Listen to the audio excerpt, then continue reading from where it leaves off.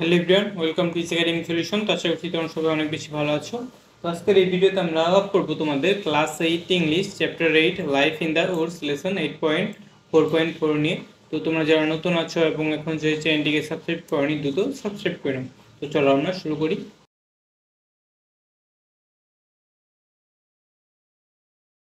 তো দেখো এখানে কি বলা হচ্ছে, now read the story in the same group and right answer to the following question. অর্থাৎ দেখো পূর্বের ক্লাসে আমরা যে কোরিয়ান টেল সম্পর্কে একটা যে স্টোরিটা পড়েছিলাম, এটা আমাদের আবার পড়তে বলা হচ্ছে। অর্থাৎ এটা কিন্তু পড়া অনেক গুরুত্বপূর্ণ। আমি কিন্তু খুব তোমাদের বুঝিয়ে বুঝিয়ে এটা পড়িয়েছিলাম গত ক্লাসে। যারা দেখোনি তোমরা এগুলো দেখে নেবে, এই ভিডিওটা, আগের ভিডিওটা, এই স্টোরিটা। তো এই স্টোরিটা আমাদের আবার পড়তে বলা হয়েছে। তো স্টোরিটা থেকে পড়ার পর আমাদের কিছু কোশ্চেন আছে, এই কোশ্চেনগুলো আমাদের আনসার করতে হবে। যেমন what are the differences between Nolbu and Heungbu, অর্থাৎ হুংবু এবং নবুর যে বৈশিষ্ট্যে কী কী পরিবর্তন ছিল।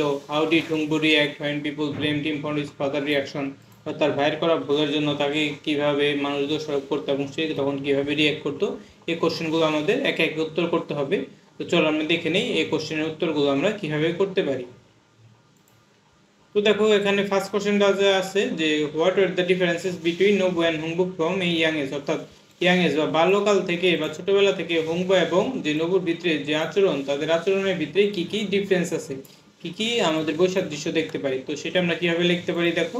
তো আমাদের হুংবুর আর নবুর আচরণে আমরা বৈশিষ্ট্য দেবো। তো নবু আমাদের কেমন ছিল দেখো, নবু ছিল ক্রুয়েল, অর্থাৎ সে ক্রুদ্ধ থাকতো সবসময়, সেলফি, স্বার্থপর অ্যান্ড ইনকনসিডারেট, এবং অন্যের কথা সে ভাবতো না। He always looking out for his own benefit, সে সবসময় নিজের কথা ভাবতো। And did not hesitate to harm others, এবং সে অন্যের ক্ষতি করতে কখনো দ্বিধাগ্রস্ত হতো না।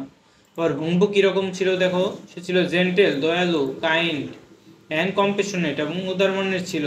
He always willing to help others, সে সবসময় অন্যদের সাহায্য করার কথা ভাবতো।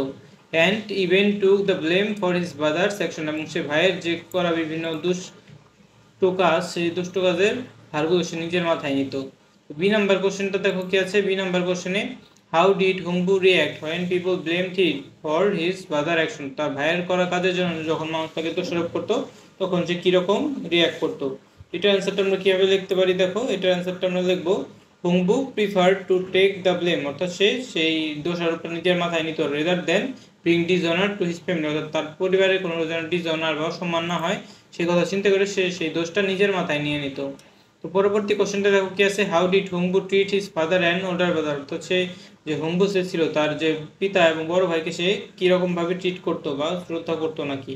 তো হুংবু respected his father and older brother, তো হুংবু তাদের যে ভাই এবং তার পিতাকে সম্মান করতো। ইভেন হোয়েন দে মিসট্রিটেড হিম, এবং যখন তারা তাদের সাথে যে হুংবুর সাথে খারাপ আচরণ করতো তখন সে তাদের সাথে ভালো ব্যবহার করতো। তো পরবর্তী কোশ্চেনটা আমাদের কি আছে দেখো। What happened after their father died, অর্থাৎ তাদের পিতার মৃত্যুর পর কি হয়েছিল। তো Nolbu inherited the house and property and forced Heungbu and his family to leave, অর্থাৎ তার পিতার মৃত্যুর পর যে নবু যে আছে সে কি করেছিল, তাদের সব সম্পত্তি নিজের দখলে নিয়ে নিয়েছিল এবং হুংবুকে তার পরিবার সব বাড়ি থেকে বের করে দিয়েছিল। তো পরবর্তী কোশ্চেনটা কি আছে। How did Hungbu and his family survive after leaving their home, তো হুংবু এবং তাদের ফ্যামিলি কিভাবে সার্ভাইভ করেছিল যে যখন তারা এগুলো যাদের বাড়ি ত্যাগ করেছিল। তো এই কোশ্চেনটার উত্তর আমরা কীভাবে দিতে পারি দেখো। Hungbu as his family survive by living in a small shack, অর্থাৎ হুংবু এবং তার পরিবার একটা স্মল শেকের ভিতরে বসবাস করতো। In the forest and growing their own food, এবং সারা বনের ভিতরে বাস করতো এবং সে সেই ফরেস্টে এবং সে একটা যে নিজের যে বিভিন্ন ফলমূল বা শাকসবজি এগুলো ফলাতো। 3 নম্বর কোশ্চেনটা দেখো কী বলা আছে। What did Hungbu find in the forest one day, অর্থাৎ হুংবু একদিন বনের ভিতরে কী খুঁজে পেলো। এই কোশ্চেনটার উত্তর আমরা কীভাবে দিতে পারি দেখো। Heungbu found a baby swallow and a broken wing, অর্থাৎ সে ছোট একটা পাখি দেখতে পেল এবং তার একটা ডানা ভাঙা ছিল, এটা সে বনের ভিতরে একদিন পেল। তো এর পরবর্তীতে আমরা পরবর্তী কোশ্চেনটায় চলে যাই, দেখি এটা হচ্ছে আমাদের উত্তর। আমাদের পরবর্তী কোশ্চেনটা দেখো কি আছে। What does the swallow symbolise in the text, অর্থাৎ সেই যে পাখিটা যে আমরা দেখতে পেয়েছিলাম যে যেটা কি করেছিল, যার ডানাটা ভাঙা ছিল এবং তাতে হুংবু এবং তার যে পরিবারবর্গ আছে তারা খুঁজে পেয়েছিল, সে পাখিটা যে কিসের প্রতীক, সে পাখিটা কিসের প্রতীক এখানে যে। তো সেই পাখিটা দেখো কিসের প্রতীক, এটার উত্তর আমরা কীভাবে দিতে পারি। The swallow symbolises karma and the idea that good deeds are rewarded, অর্থাৎ সেই পাখিটা বোঝায় কি যে সবসময় কর্মকে সাপোর্ট করা উচিত এবং যে গুড ডিডস বা ভালো কাজ সবসময় রিওয়ার্ড করা হয়। তো দেখো এই যে কি বলা আছে। What did the three gourds contain, অর্থাৎ তিনটা যে লাউয়ের বীজ দিয়েছিল যে পাখিটা, এই তিনটা লাউয়ের বীজ কিসের কি কোন বিষয়টাকে নির্দেশ করে। তো দেখো এই কোশ্চেনটার উত্তর আমরা কিভাবে করতে পারি। দেখো এই কোশ্চেনটা আমরা উত্তর করব যে the first gourds contain silk and gold coin, অর্থাৎ প্রথম যে লাউয়ের যে ছিল সে প্রথম লাউটার ভিতরে বিভিন্ন স্বর্ণের কয়েন ছিল, এবং সেকেন্ড লাউয়ের ভিতরে ছিল রাইস চাল, এবং থার্ড যে লাউটা ছিল সের ভিতরে কার্পেন্টার বা বিভিন্ন কাঠমিস্ত্রি তারা উঠে এসেছিল। ঠিক আছে, তো দেখো এর পরবর্তীতে আমরা বাকি অংশটুকু দেখে নিই যে বাকি অংশটুকু কি বলা হয়েছে। তো দেখো আমাদের যে বাকি কোশ্চেনটা কি আছে, যে বাকি কোশ্চেনটা আছে যে এটা আই নাম্বারে, তো আই, তো হ্যাঁ আই, এরপর এইচ এর পর আই। তো দেখো what do the three gifts that came out of the ground, অর্থাৎ যে তিনটা বীজ থেকে বা তিনটা লাউ থেকে যে কি কি গিফট পেল সে।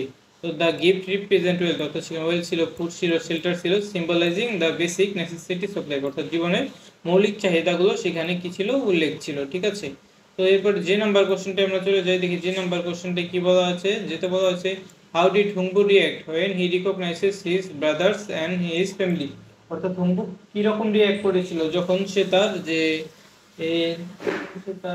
পেয়েছিল, যে তার যে ফ্যামিলির সন্ধান পেয়েছিল তখন সে কি রকম রিয়াক্ট করেছিল। তো দেখো এই কোশ্চেন উত্তর আমরা কিভাবে করতে পারি।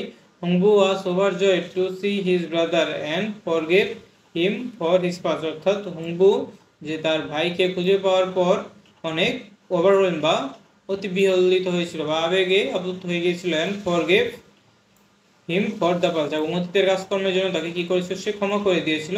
তো আশা করছি তোমরা বুঝতে পেরেছো এই কোশ্চেনের উত্তরগুলো কীভাবে করতে হবে। তো আজকে এ পর্যন্তই, পরবর্তী ক্লাসে আমরা যে বাকি কাজগুলো আছে সেগুলো নিয়ে আলাপ করার চেষ্টা করব। তো এই ভিডিওটি যদি তোমাদের ভালো লেগে থাকে তাহলে অবশ্যই ভিডিওতে একটি লাইক এবং চ্যানেলটিকে সাবস্ক্রাইব করতে ভুলবে না। তো সবাইকে ধন্যবাদ জানিয়ে সেখানেই শেষ করছি।